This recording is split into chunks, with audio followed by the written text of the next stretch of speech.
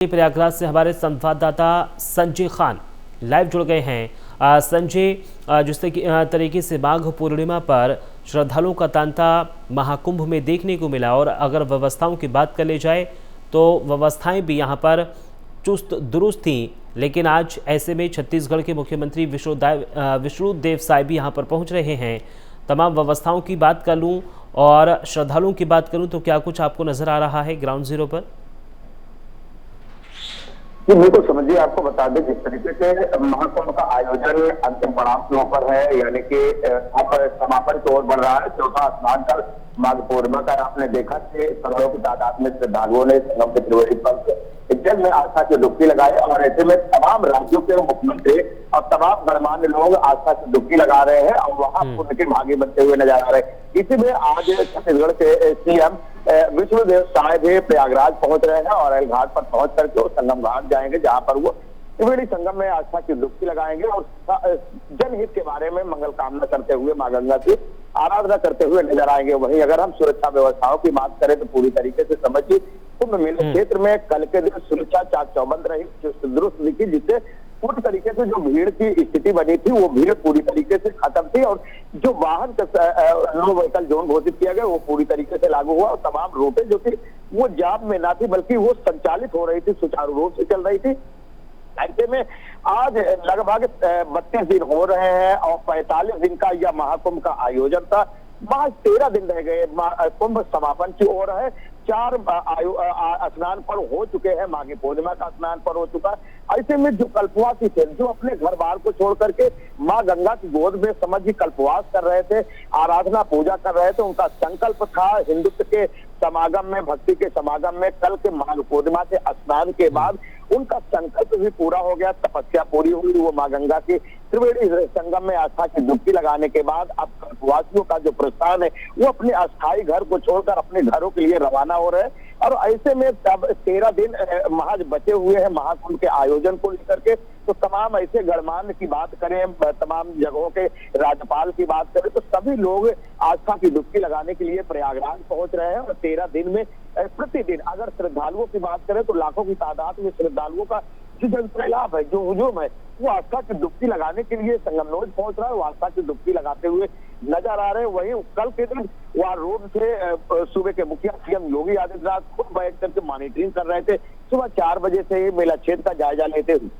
नजर आ रहे थे। वहीं सभी उच्चाधिकारियों को सख्त निर्देश दिए थे कि वो लगातार फील्ड में रहे, हर एक स्थिति का जायजा लेते हुए नजर आए। तो कल के दिन बहुत ही 4 स्नान पूरी तरीके से सफलता पूर्वक स्नान संपन्न हुआ और लास्ट स्नान महाशिवरात्रि का है। जो आंकड़े अगर हम बात करें समझिए अब तक तो जो प्रशासन के आंकड़े थे कि लगभग 40 से 45 करोड़ की तादाद में श्रद्धालु आस्था की डुबकी लगाएंगे, तो वही 47 करोड़, लगभग 47 करोड़ का आंकड़ा पार करता हुआ नजर आ रहा है कि 47 करोड़ श्रद्धालुओं ने आस्था की डुबकी लगा चुके। और महाशिवरात्रि की अगर हम बात करें तब तक उम्मीदें जताई जा रही कि 50 करोड़ से ज्यादा श्रद्धालु आस्था की डुबकी गंगा मां की त्रिवेणी संगम में आस्था की डुबकी लगा चुके होंगे। समझिए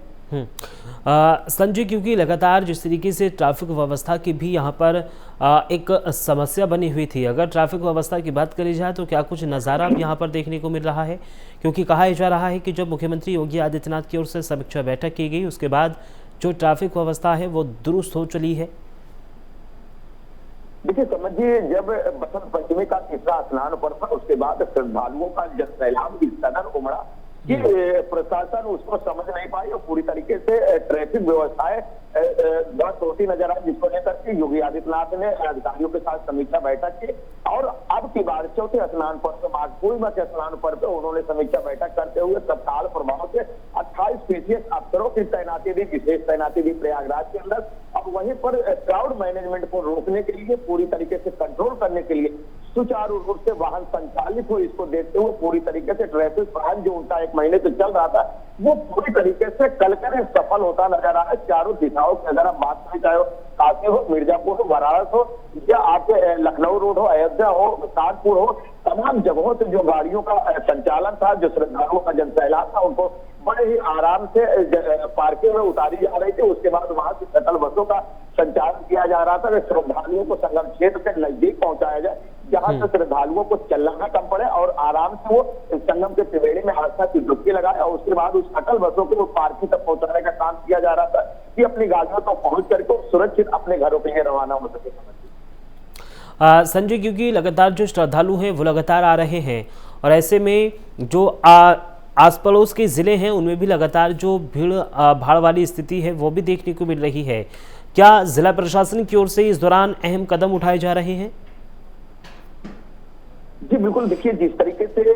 देश के कोने कोने से कहें या विदेशों के जगह से कहें तो तमाम ऐसे श्रद्धालु हैं जहां प्रयागराज की धरती से वो साक्षी बने, पुण्य के भागी बने और लगातार प्रशासन इसकी मेजबानी भी कर रहा है। और जितने भी पुलिस के जवान हैं वहां लगे हैं ड्यूटी पे, वो भी श्रद्धालुओं के लिए एक अलग रूप दे रहे हैं, उनके सद्भावना के साथ पेश आ रहे हैं, प्रेम से उनको रास्ता बता रहे हैं, हर एक तरीके से जो भूले भटके हैं, जो रास्ता भटक जा रहे हैं उनको भी मिलाने का काम कर रहे हैं। तो ऐसे में प्रशासन कदम उठा रहा है, चाहे वो हम नजदीकी जिलों की बात करें तो वहां भी लगातार सीएम योगी आदित्यनाथ ने समीक्षा बैठक करने के बाद सभी को वीडियो कॉन्फ्रेंसिंग के जरिए उनको सख्त निर्देश दिए कि वो उच्च अधिकारी वहां अपने नजदीकी जो जिले, चाहे जौनपुर हो, बनारस हो, मिर्जापुर हो या चित्रकूट हो, फतेहपुर खागा हो या आपके प्रतापगढ़, अयोध्या, जितने भी जिले हैं सभी जिलों के साथ अधिकारियों के साथ वीडियो कॉन्फ्रेंसिंग से आवश्यक दिशा निर्देश देते हुए नजर आया। और उसका आदेश शक्ति के साथ जब आदेश दिए तो वो सारे अधिकारी रोड पर देखे और तमाम जो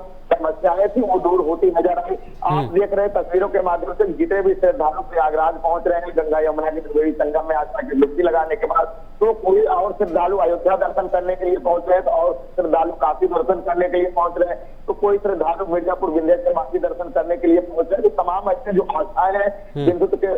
के समागम में, सांस्कृतिक समागम में, तो वो 144 साल बाद जो दुर्लभ संयोग बना है तो अमृत स्नान करने के लिए कोई चूक नहीं रहा है, क्योंकि ये बसंत पंचमी का स्नान के बाद जब श्रद्धालुओं का हुजूम होगा तो लगातार बिल्कुल बढ़ती श्रद्धालुओं की भीड़ को देखते हुए जिला प्रशासन भी लगातार अलर्ट मोड पर है। तमाम जानकारी के लिए आपका बहुत बहुत धन्यवाद संजय खान जी।